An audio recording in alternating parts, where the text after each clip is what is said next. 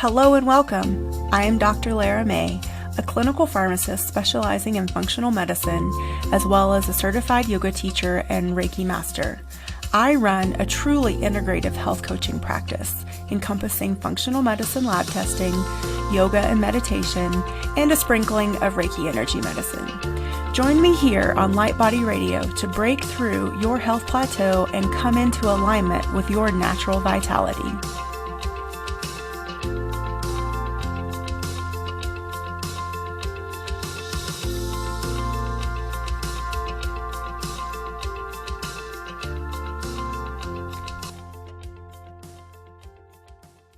Good morning and welcome to another episode of Light Body Radio. I'm your host, Dr. Lara May, and today I'm here with Nicole Ayers, who is a beautiful and wonderful author, and we're going to talk about body acceptance today, which I'm super excited about and I think is perfect for this month of February, which is known as the month of love, I suppose, a grand Hallmark holiday. But Nicole grew tired of hating her body, so she decided to embrace and honor her body by writing love notes to each of her beautiful parts. So she's written this book, Love Notes to My Body.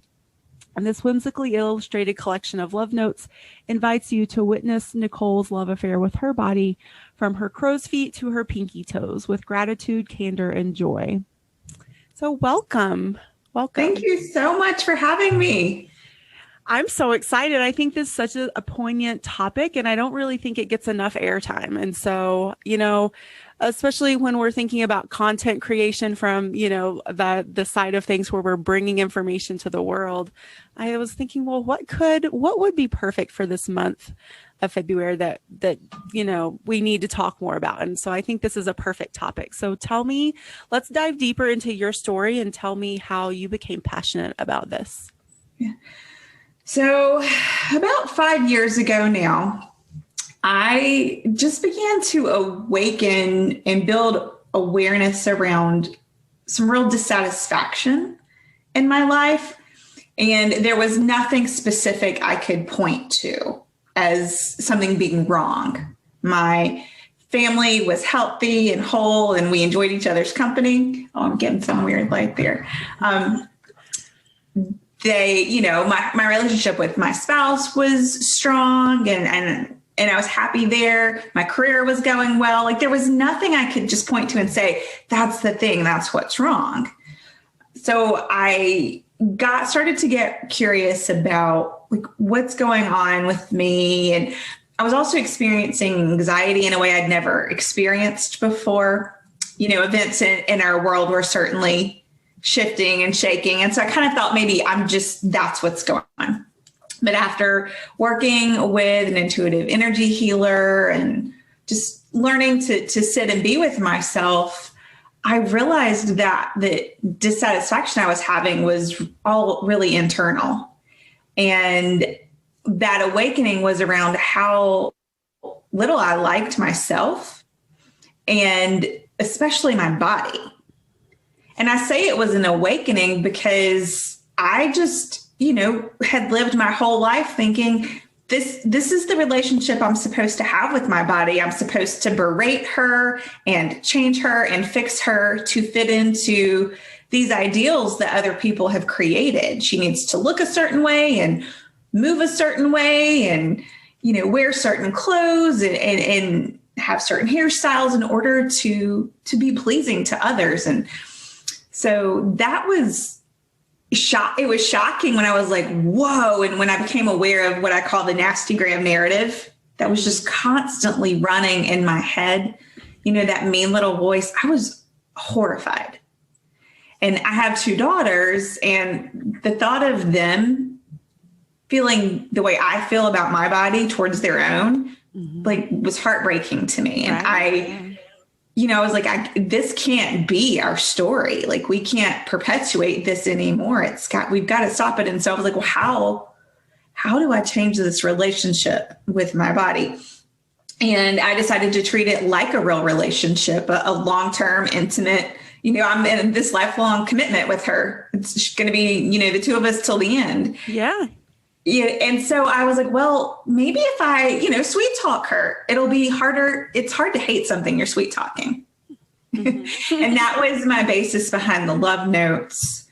But love notes, I think, is a bit of a misnomer. While they are very much entrenched in deep, true love, my love notes are not the romantic rainbows and unicorns kinds of love notes. Mm-hmm. Now, the final version in the books, certainly you get to read the gratitude and love that I found. But when I started, those love notes looked a lot like just really honest conversations about, I really want to care about you more. I want to like you more. And I don't know how, and I don't. Right. Yeah. Cause I think there's definitely something to be said for the difference between acceptance and love. And they're both powerful things, but they're very different. Very well. And so one of the things that when I talk about this conversation, women are often like, oh, that's beautiful. And I can literally see them sort of backing away. Like, that was great. It worked for you. I'm never going to love my body. Right. And what I like to share is, this is a continuum. Mm-hmm. This journey to be in a relationship with ourselves, especially our bodies, is such a long winding path. And we don't have to go from disliking ourselves and our bodies or even hating them in some regards, or just flat out ignoring they exist altogether, and living from our heads. Mm-hmm. And moving from that sort of feeling to being like, I love my body so much, that doesn't work. And that's not real, true relationship. And so all along the path, there's different steps. I would say probably in the middle is like body neutrality, where we're just like, hey, I have a body. It's a human body. Human bodies change. Mm-hmm. And all along the way, we move closer, and sometimes we take steps in the opposite direction, So we use the word empowerment a lot, I feel like, in this field that we're in of self-help and health coaching and, and all of these things. So what does empowerment mean to you, and how do you help people feel more empowered with this body acceptance? Like because I do feel like it's an empowerment journey too, to get to any level of acceptance. You have to almost feel like you do have some semblance of power, right? Yeah, absolutely. Yeah. Yeah, power was actually like my personal word for the year in 2019, because being on this journey, and at that point I had heard the nudge that said, this isn't just work for you anymore, because this was, personal journaling practice for me for a long time. And one day I heard a really clear message that this wasn't just for me anymore. And it is about empowerment. So to me, it means like standing in my own sovereignty. It means I trust myself. It means I believe that I am worthy and deserving. Mm-hmm. It means that I listen to all of my body's cues and not just the rampant, voice running in my mind that's, trying to keep me safe, but maybe not in a way that's really going to be helpful. Right. And so being in my power means that I know I have power, and then being willing to act on it. Right. Right. Yeah. Sourcing that inner wisdom. Yeah. And then once, like you even said, once you had that awareness, like starting to get intentional and deliberate with the thoughts that you were choosing and behaviors that you were choosing, and all of these things that go into loving our body. But, like the first step, I think, is accepting. Like, I feel like that's maybe not the first step, but like the first milestone. Yeah. Like acceptance is a milestone. Acceptance is a huge, and that might be just where you land. Yeah. Right. Yeah. And you might stay there forever. And that's fine. My mission isn't I would love to like have, a group of these amazing women who do feel really empowered and comfortable in themselves, in their skin, and their bodies, because that is so powerful to create change in our world. But that looks all different sorts of ways. Mm-hmm. Right. And so just being in acceptance of ourselves, like I said, acknowledging we have this human body. Human bodies change. And even if we don't always like the changes, accepting this is my current state and this is where I am is hugely powerful and important. And that is what I try and offer women in particular. I know men also struggle with this work, and other folks who, don't identify as male or female, but my work is specifically geared toward women. And it is to give ourselves permission to even just be curious and to awaken and be aware of, why do I believe certain things about my body? What do I actually believe about my body? Like, where did that come from? Did that come from my own self? Like, is this something truly in my own body's wisdom? Or was this, maybe an outside idea that either came from the media or someone in my family or my dear friends? And just getting curious is like a great first step towards feeling empowered, right? Because we just get to explore and then decide for ourselves what is our own truth.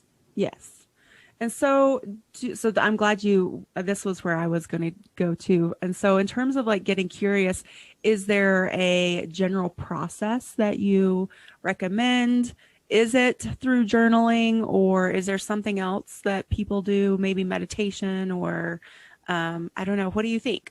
Yeah. So I have 3 things that I share that were hugely powerful to help me kind of fast track this process in some ways. One of them was journaling, putting thoughts to paper, and again, being really honest. I treated the journal, since my body didn't have necessarily always a voice to talk back to me, I treated it as a way to have conversation with myself and to share, when I could feel gratitude and really lean into the gratitude for my body's functioning and keeping me alive and all these miraculous things that happen every minute of the day.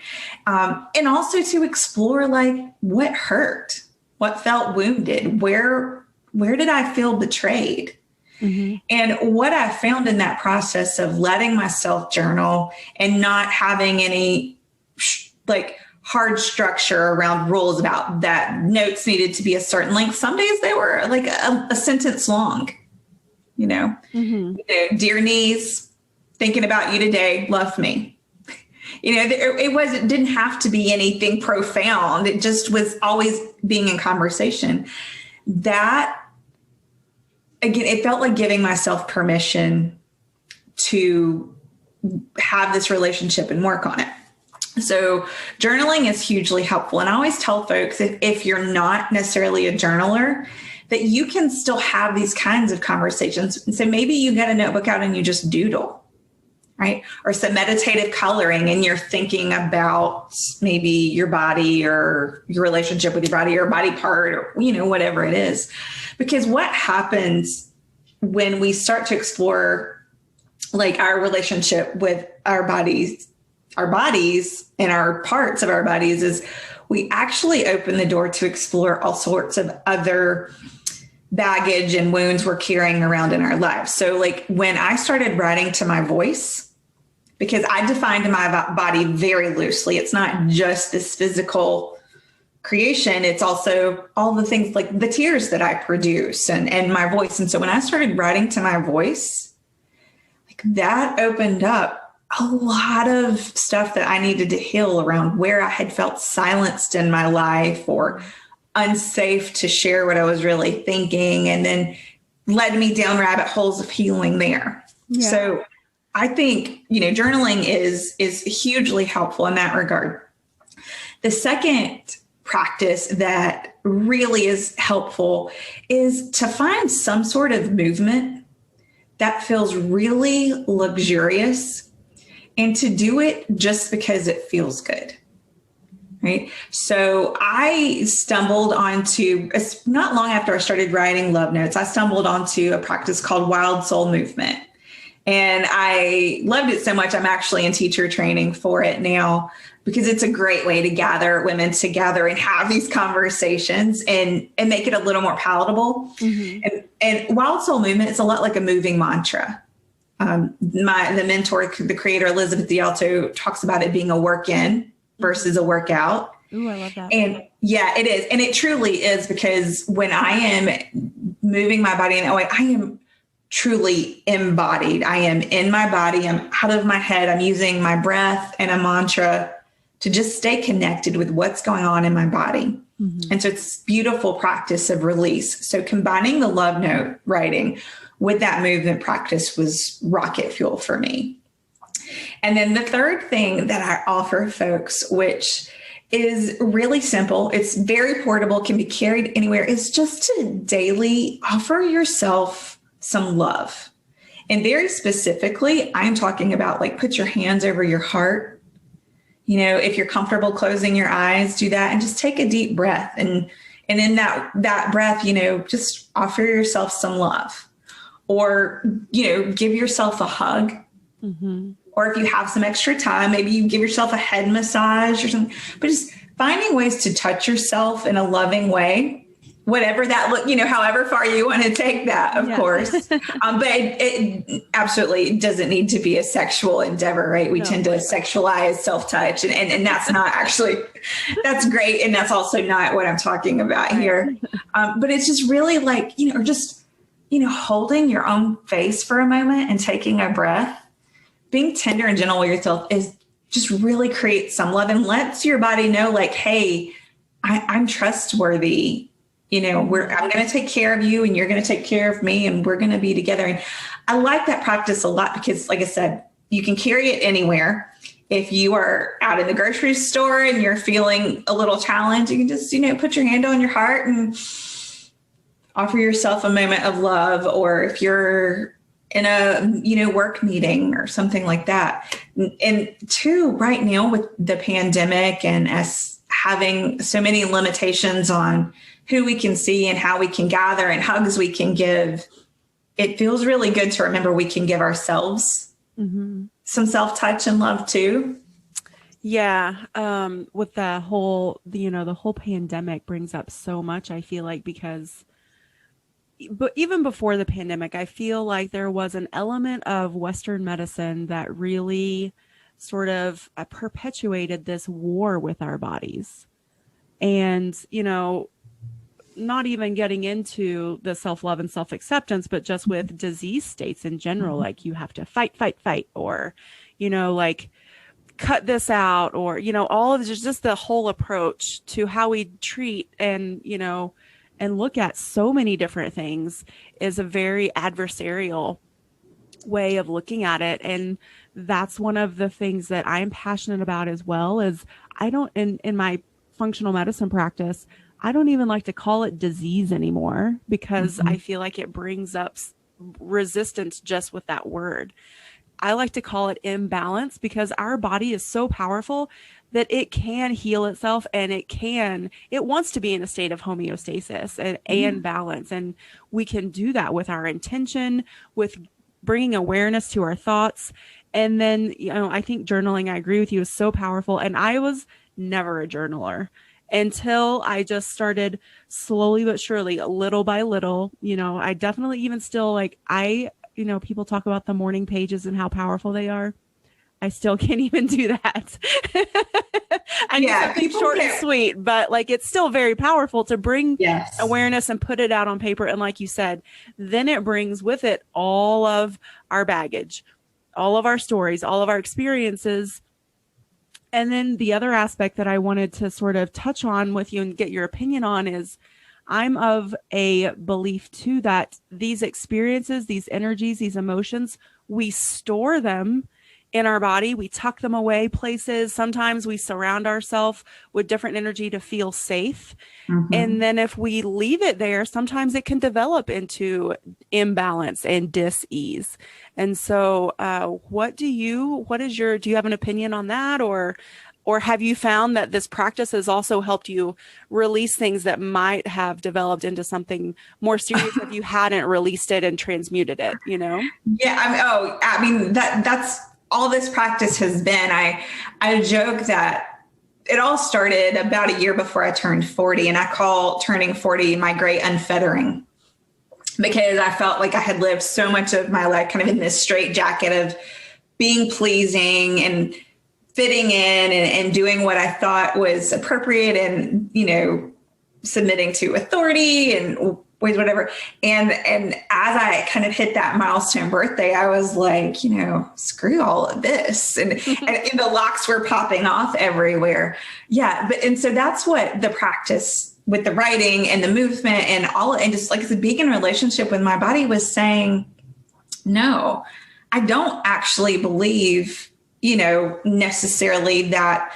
Just a great example, we were talking about kind of health in particular. So I've had 4 knee surgeries, and all were basically results of accidents that happened. And I've done some energy work and kind of worked around, I didn't hurt myself on purpose, right? But why that might be kind of part of my story and my walk. But what I had taken from all of that was my knees are just bad. And that kind of equates to I am bad. Right. Oh, I've had knee surgery. Now I have a bad knee. And I'm ourselves. Yeah. And my knees aren't trustworthy. Like I can't do certain things because my knees are bad. Mm-hmm. And when I began to write those love notes, like there were a lot of times I was so angry at my knees.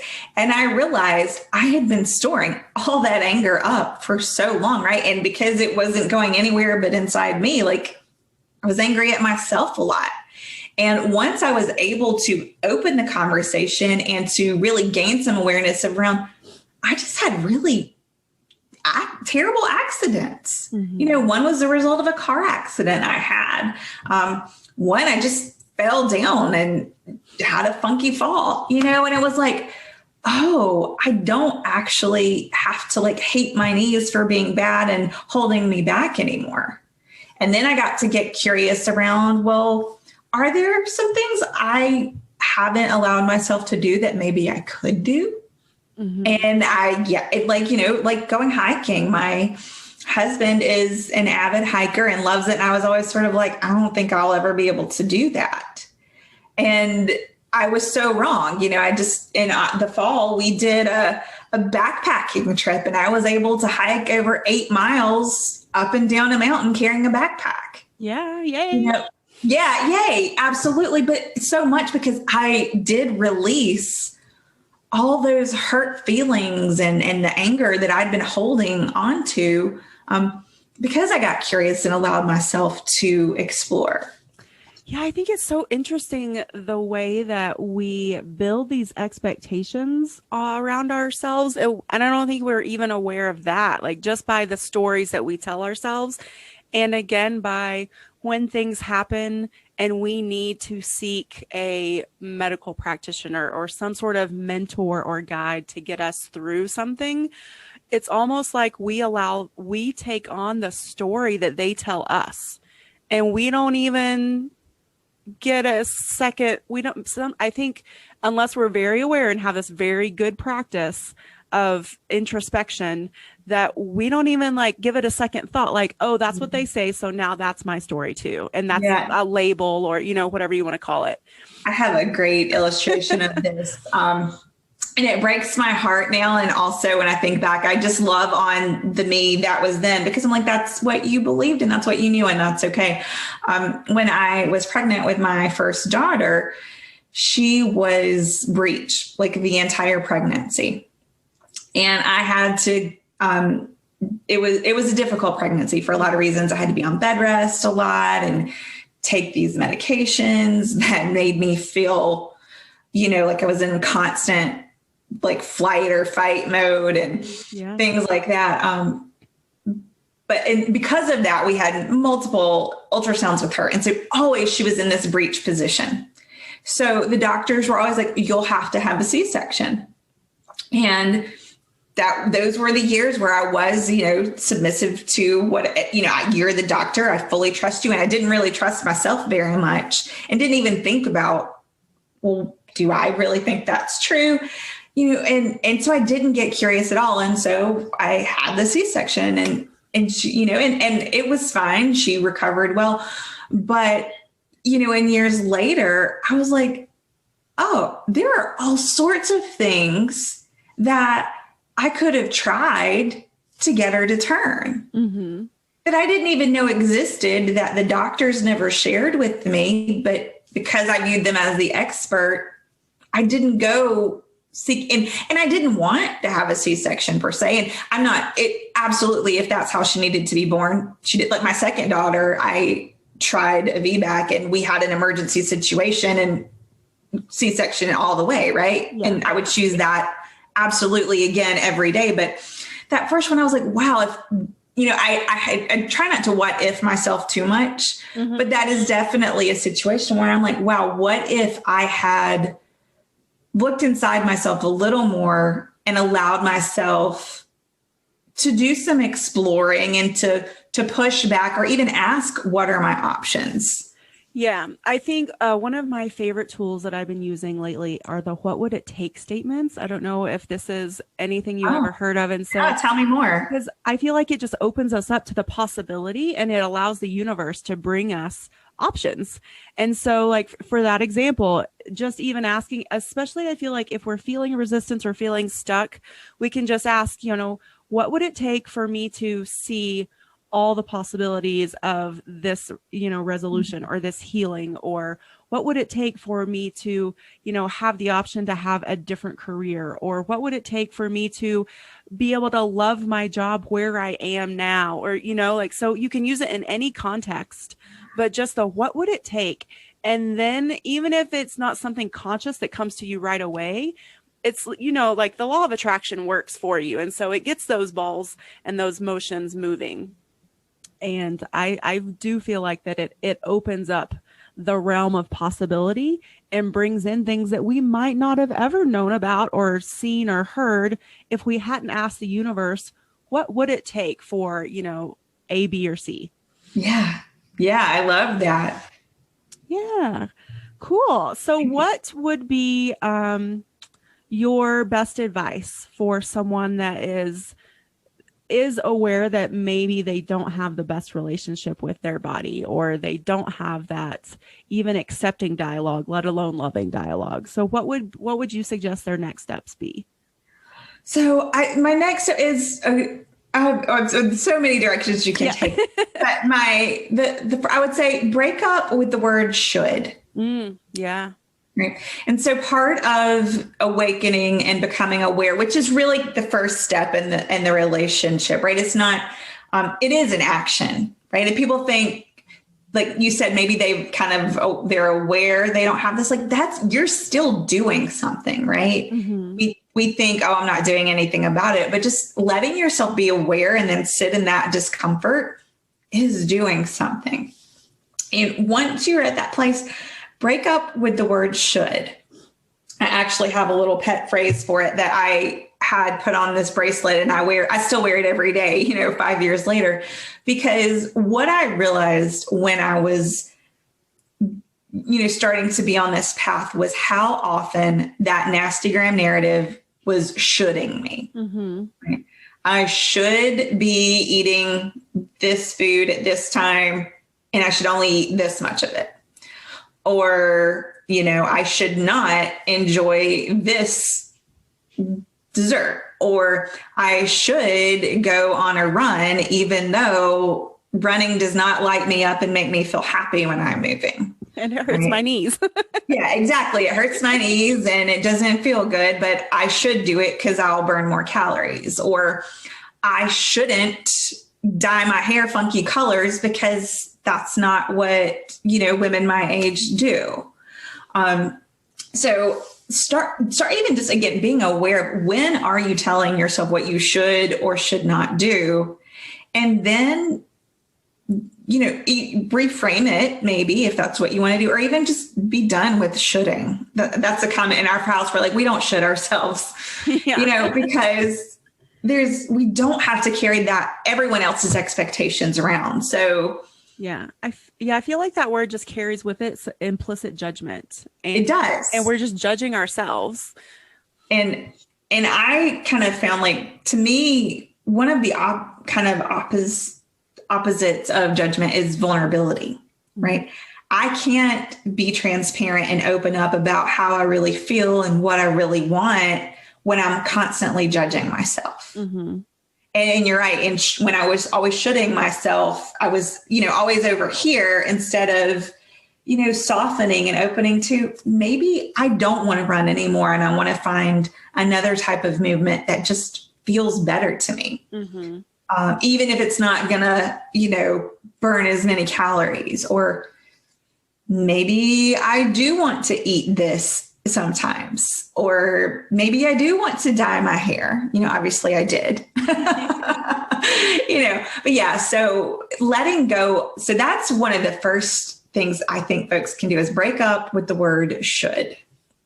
Excellent. I love it. Cool. What else? All right. So take it slow. This is not work that you rush through. I mentioned earlier, our bodies are our lifelong companions. And so this relationship is going to transform and evolve throughout our whole lives and our lifetimes. And so there's not like this end point that we have to get to. Mm-hmm. Right. I think too, in this world we live in, we're always once we realize maybe something is an issue or a problem or not the way that we want it to be, especially when that's uncomfortable, we want to rush through it. And this is not work that you can rush through. Yeah. So be willing to take it slow, and find your support systems, because this is really tender work. You were talking about the energies that come up in our eyes and all the feelings that come up. And what I had to learn to do was really sit with the paradoxes, mm-hmm. right? Being grateful for, my body, having a desire to want to have a more positive relationship with her, and also sitting with some real grief, right? Because my body wasn't doing what I wanted it to do, or because I had delved into some wounds that weren't really, by, like I said, writing to my voice, I hit on some really old wounds I had that I had been carrying around for so long, like that were breaking my heart. Mm-hmm. That I needed to heal. And so find a support system, and that support system might be, a good friend. It might be a group of women that are walking the same path. Mm-hmm. It might be, a professional, mm-hmm. whether that's a therapist or an energy worker, or, however you source healing.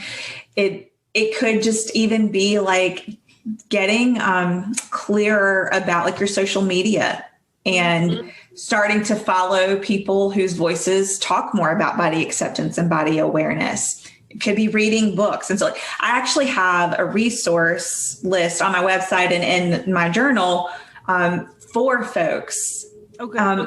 Yeah, because it's really tender work, and while it is work that we have to do for ourselves, it's not work that we necessarily have to do alone. And there's lots of ways we can find support along that path. Yeah, and so on that note too, I want to encourage all you beautiful souls out there to not be afraid to build your own support system, because I feel like sometimes when we're starting this big, and it is profound and it is powerful, and I feel like sometimes that can be scary and maybe even a little isolating, especially if we don't live in a community or already have some of that around us already. And so don't be afraid to, start a meetup group, or, like start a Facebook group, or I hear this thing called Clubhouse is pretty cool these days. I am really digging Clubhouse. I'm on there Wednesdays at noon EST. Talking about this stuff every week. It's fun. Yeah. So and I will say too, part of this, when we talk about, finding support, especially around like who we're hanging out with, one of the things that that we all kind of learn is everybody's not ready for these conversations. Mm-hmm. I remember when I was, kind of really deep into my own work, I had been out to dinner with a couple of girlfriends, and on the way home to one of my friends had driven me, and on the way home, she started talking about her weight, and she was like, trying to ask my advice about how she could best lose a few more pounds. And I was like, just asking her questions, like kind of reframing, like, well, why do you feel like you need to lose a few more pounds? Or because she was being, and I'm not here to judge whether people want to lose weight or not. Like, that's not what I'm trying to do. But like, she was being extremely hard on herself, and really limiting how her feelings when she would be happy. She would be happy if she could just lose these last few pounds. Right. And, that's not how life works, right? A few pounds doesn't make us happy. I mean, not if you want lasting happiness. Exactly. Yes, exactly. Like, there might be a moment of like, woohoo. And then right. Like the pounds might come back. And then why do you lose your happy? And she was talking about it in terms of like her relationship with her spouse and going on vacation and all these sorts of things. And it was such a microcosm of countless conversations I've had over the years, countless conversations I've had, you spoken myself over the years with women. And I just kept saying, but what if you didn't have to lose those pounds to enjoy your vacation or feel, closer to your spouse? Like, what if you didn't? And she couldn't hear me. Like, she got really angry with me because I wouldn't just tell her how to lose the weight. And she was finally like, I can't talk to you about this. And that was the moment I was like, oh, she's like literally, she's just not on this part of the path yet. Yeah. And realizing that was totally fine because she's on her own journey, right? And it wasn't my place to keep pushing and berating. And so what happens now when I'm in that sort of situation is I'll say, that's not really my jam. Like, I'm happy to talk to you about what it might look like if you wanted to, try somebody acceptance or whatever. But so I just kind of set some boundaries up around that because everyone's not ready for it. And I do find, I always think of that iconic scene in the movie Mean Girls where the one girl, the Regina George, is standing in front of the mirror and she starts braiding oh my gosh, I look so this, and, my body is this and that. And all the other girls in her group run over to the mirror and start saying terrible things about themselves. Right. And I feel like we do that when we gather as women often. Oh, for sure. We definitely bandwagon. Bandwagon and do that.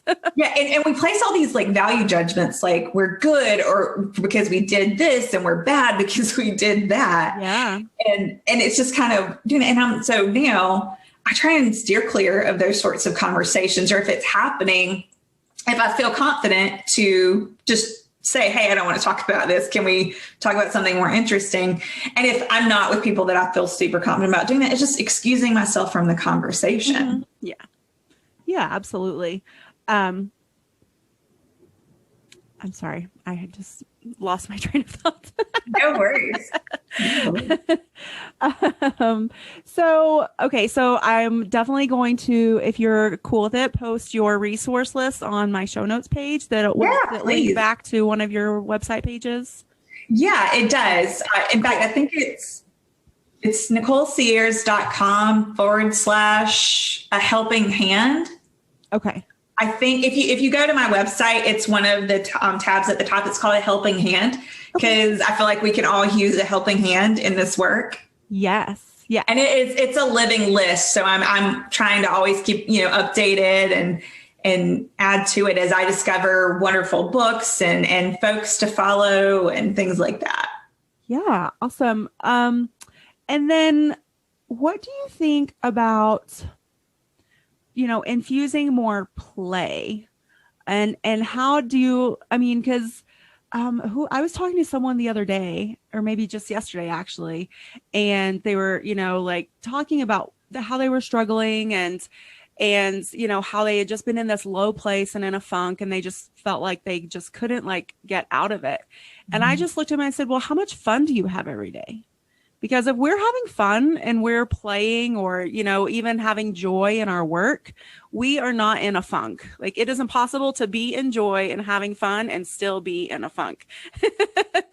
So where does that sort of factor into this process for you?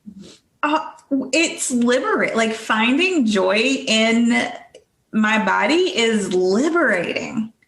Right? Even if there's still something I want to change about it, if I can lean into what is fun, whether that is like, putting on a song and just getting my groove on, or doing an activity that is different, or like dyeing my hair.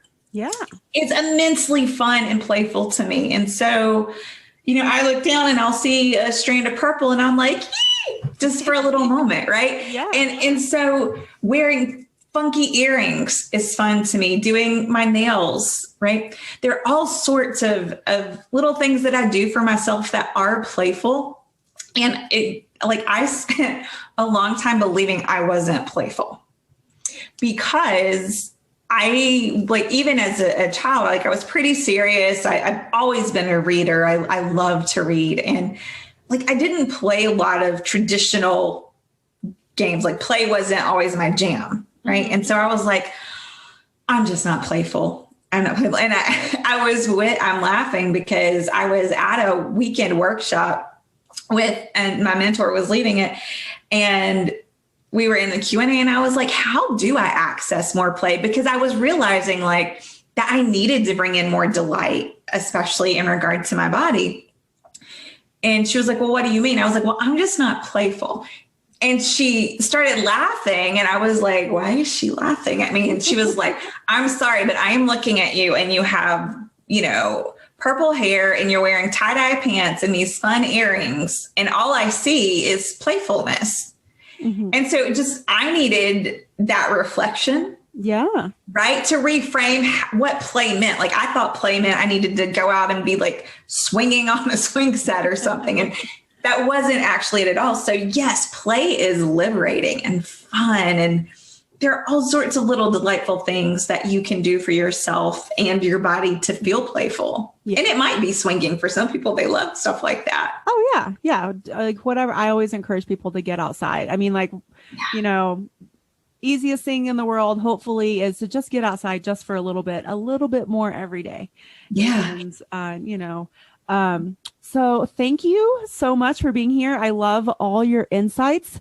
Tell us where we can find you all over the wonderful world of the internet. All over the world. Well, thank you. This has been a really great conversation, and I'm so excited to share this message and to see women start to awaken, because I just think there's so much healing for all of us collectively as we do this work. Oh, for sure. Yes. And especially as you alluded to earlier, being mothers too, and having that, again, back to the empowerment, having that power to raise our girls and our women into this place of love with this empowerment already in their toolbox. Yeah.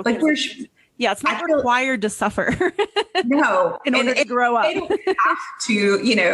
don't have to always love themselves, but they get to see there's another way to be in a relationship with their bodies besides this negative way that so many of us believe is just our normal and what we have to accept. Yeah. And the media has told us, exactly. Yeah, these are the rules. And if you don't, abide by these rules, then your self-worth is questionable. Your validity is questionable, blah, blah, blah. Absolutely. Yeah. So please do come and find me. I love to have conversations. My website is kind of my landing house for everything. And it's NicoleCayers.com. That's NicoleCayers. And that has links to the resource list, to my books. My Instagram handle's on there. I'm on Instagram at Nicole C. Ayers, and I am on Clubhouse at Nicole C. Ayers, like I said, Wednesdays, noon EST. And those are just short and sweet little bite-sized conversations to have. So please come join me. Awesome. And all this will be on the show notes. And so you can either go directly to her website, or if you find yourself on the show notes page of this episode, then all these resources will be there for you as well. And then, so we talked about your book, but you have another book that we haven't talked about yet. What is that? Well, so I actually have 3 books. Okay. I when I was doing this work, I took it the really intense route and put all 3 out at once. So Love Notes to My Body is the illustrated, really whimsical, shorter love notes to my body. But as I mentioned, all of my relationships with my body's parts weren't so easy to write. They were grittier stories and journeys that I needed to take, and they turned into love letters because they were much longer. Mm-hmm. So I published a companion book called Love Letters to My Body, which is a personal essay collection where I do dig into some of that grittier work that I needed to do in order to heal parts of myself, and having the conversations with my body parts that allowed me to do that healing. And then the 3rd book is a journal called Write Your Way to Self-Love. So if you feel inspired, but you would like, you can do this on a sticky note or on your shower door if you want to get started. But I have a journal for folks who like some structure, who like journals and want a little bit of guidance along the way. Awesome. Well, again, thank you so much. Is there anything else you feel that we need to touch on or talk about in order to make this episode complete? I think I would just let everyone know that this work is for everybody and everybody, mm-hmm. right? It's for all of us. However you and your body show up, you deserve and get to have an accepting relationship with yourself, regardless of what the world has told you before. Yes, I think that's beautiful. And just as a, little asterisk at the end of this, a little PS, is that this work is for men too. We talked a lot about women today because both of us, you and I, mainly work with women. But, I hear the same statements come out of men in my life that I love say about themselves. And I feel like, when they're saying it out loud, Lord, what must they be saying inside their head? And this, exactly. So it's the same. We're all the same on the inside. And so, if you cut us open, we're going to look the same. Yes. Every man that I've had conversation with about this, whether that's in an interview or just somebody in my life that I've shared my work with, has said, 100% of them have said, men have these problems too. Yeah. And they do. And so my invitation is always, if you are a man and this is resonating with you, man, step into this field and do this work to lead men into their own journeys, because it is so needed and I think would be welcomed. Absolutely. Awesome. Well, again, Nicole, thank you so much for being here. And I really enjoyed having you. And I look forward to having you back. Well, thank you so much. It's been a real pleasure. Yes, thanks.